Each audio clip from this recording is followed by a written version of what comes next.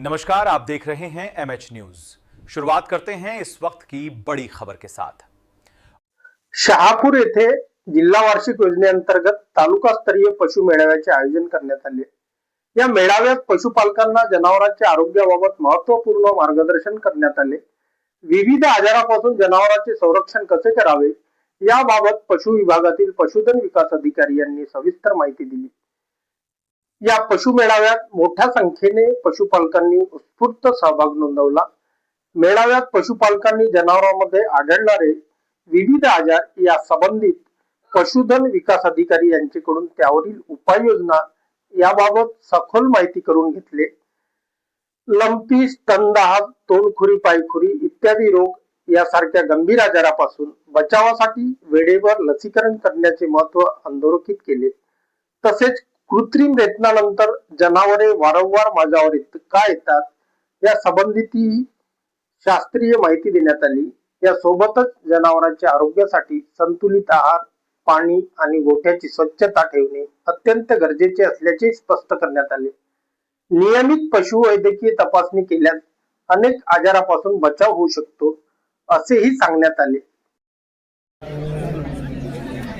यांचा प्रश्न असा आहे की गाय वारंवार माझ्यावर का बरं येत आहे। तर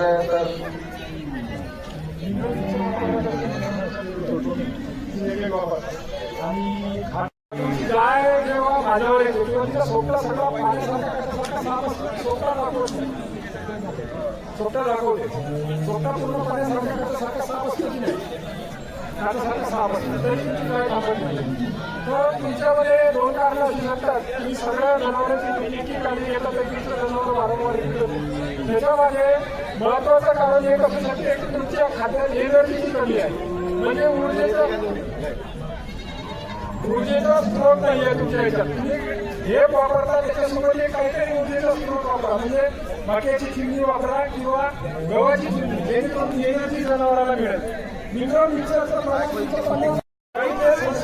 किंवा आपण किंवा हार्मोन म्हणतो, ते हार्मोनचे इंजेक्शन तुम्ही गाय भरल्यानंतर त्याच्यानंतर हार्मोनचे इंजेक्शन तुम्ही लावून घ्यायचं आहे।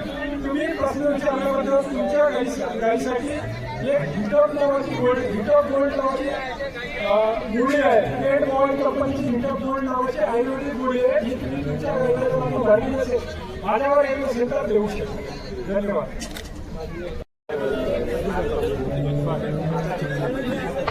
मागच्या वेळेला तुमच्याकडे दुसरी आहे, पहिल्या वेळेची गोळी आहे आणि आता किती दिवस झाले? 35 दिवस झाले। कोणत्या जातीची आहे? जर्सी जातीची आहे आणि 4 लिटर दूध देतात।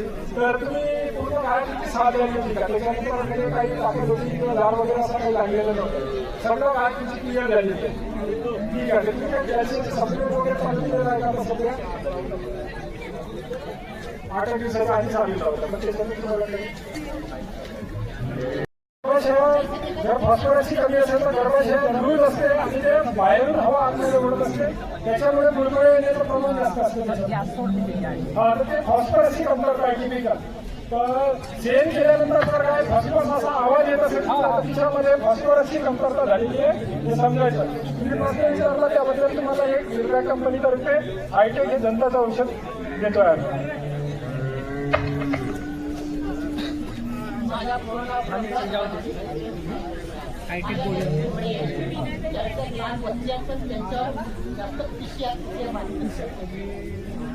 त्यांचा प्रश्न आहे की माझ्या कोंबड्यांना पिशव्या झालेल्या आहेत, त्याच्यासाठी काय करायचं?